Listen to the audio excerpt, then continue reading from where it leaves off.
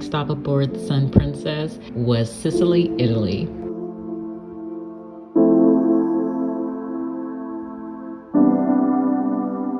One of the highest mountains south of the Alps in Italy, Mount Etna.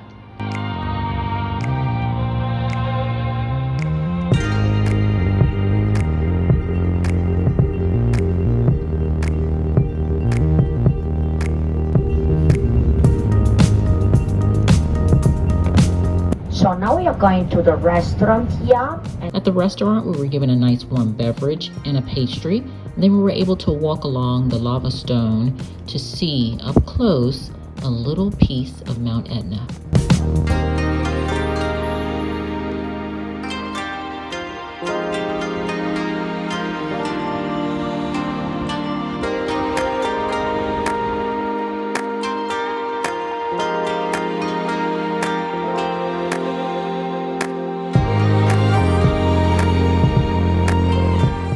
After visiting Mount Etna, we visited Gival's jewelry store, where we had the opportunity to see handcrafted jewelry being created, and also had the opportunity to buy a little something, where I bought some Etna lava stone earrings.